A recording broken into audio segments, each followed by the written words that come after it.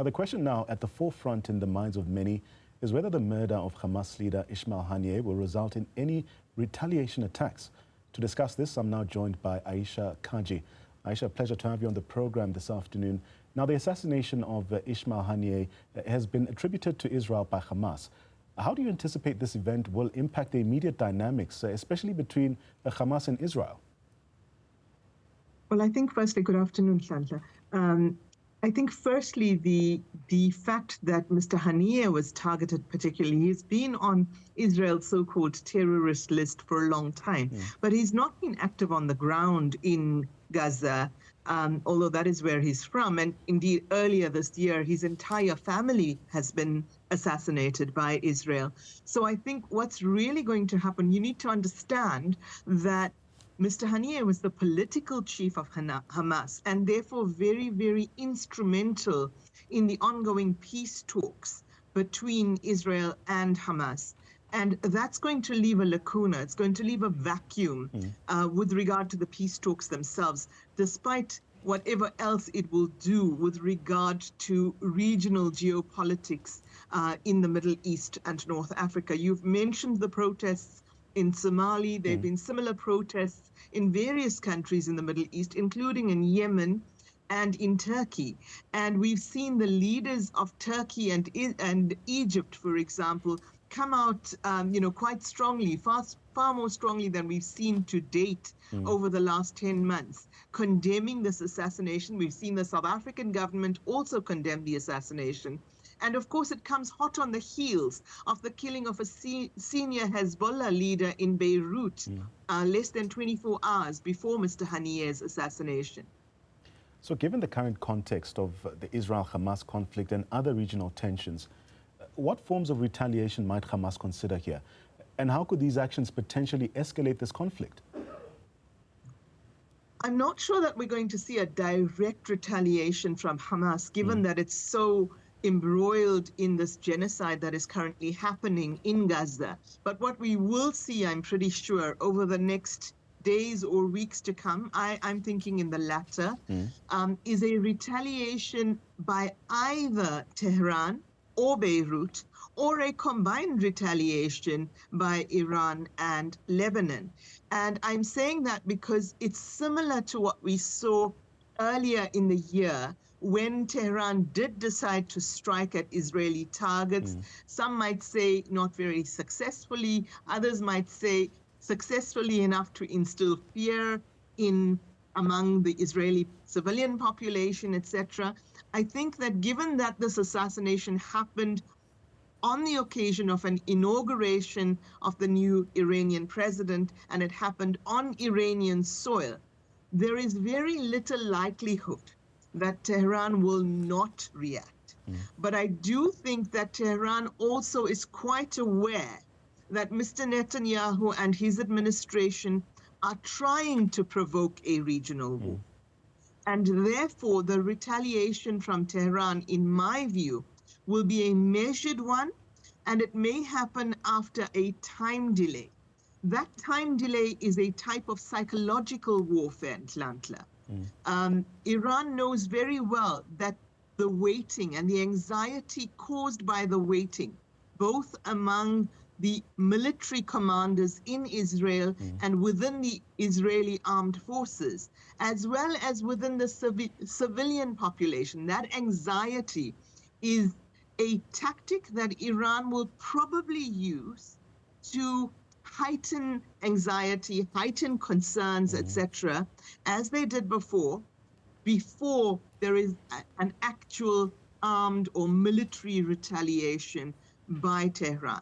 I do, however, believe that Tehran will probably do so in a very nuanced way and not in a way sufficient as to ignite an all-out war in the region, because it is very aware that were the United States to enter such a war between itself and Israel, it would be seriously outnumbered, both in terms of actual feet on the ground, as well as in terms of its military arsenal.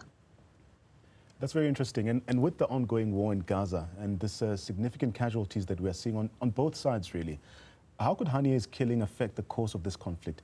Will it likely intensify or alter the strategies of all the parties involved here?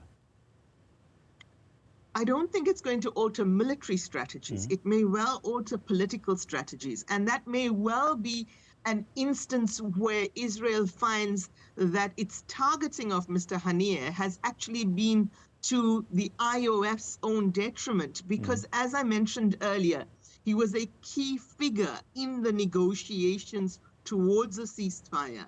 And his assassination will now have left a huge vacuum.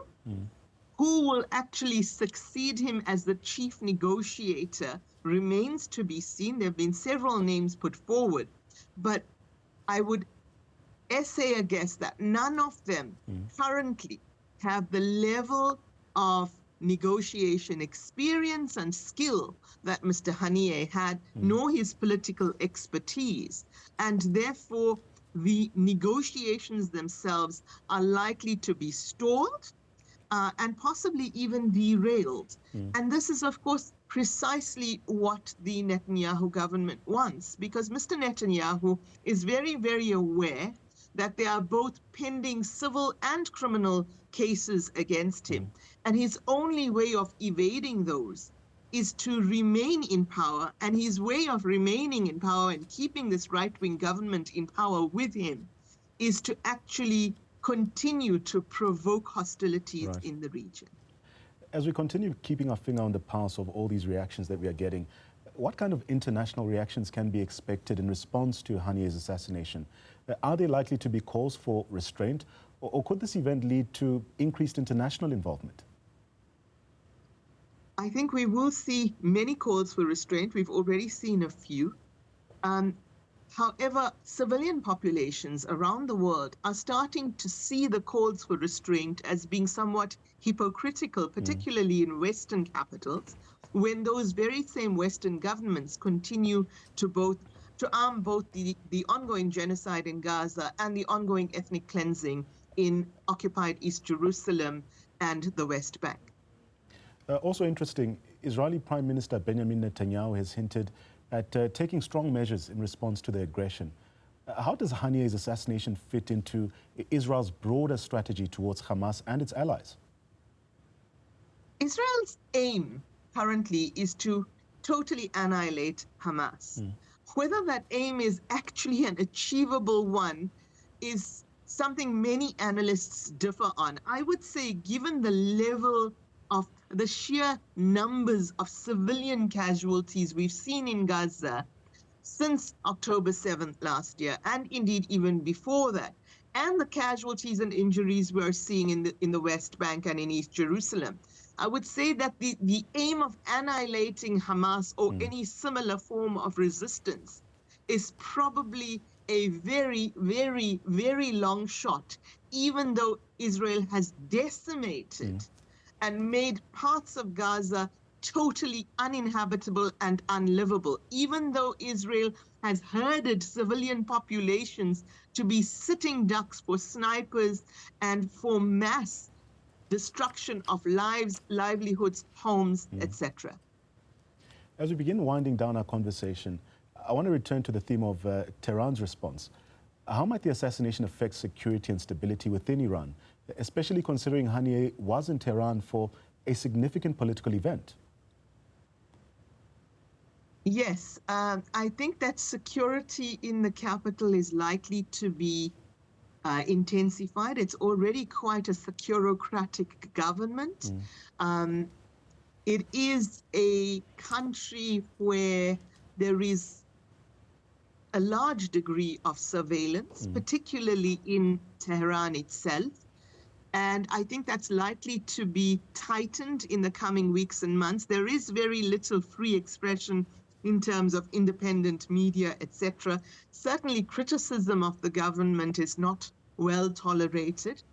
And I think they will see more attempts to clamp down on free expression, as well as to heighten security at key strategic points, belonging to the government, military arsenals, government offices, offices of the bureaucracy, etc., and of course the parliament buildings and presidency as well.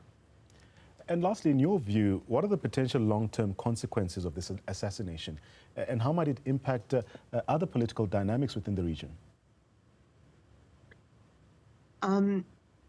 This assassination may very well have been the biggest misstep on the part of the Israeli government, on the part of Tel Aviv, even though Tel Aviv hasn't openly come out and taken responsibility for it.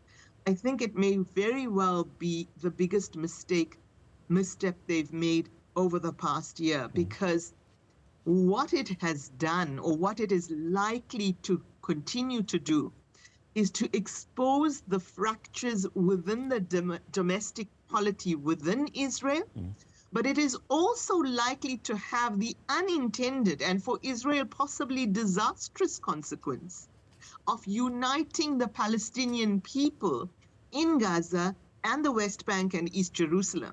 Their administrations, their governments are very, very different. And in the past, we wouldn't, for example, see large-scale demonstrations in Ramallah when somebody in Hamas was killed. But we have seen this with the killing of Mr. Haniyeh. And we have seen increased citizen indignation around the world. I think this may well be that straw that breaks Israel's hold on power in Palestine in the medium to long term.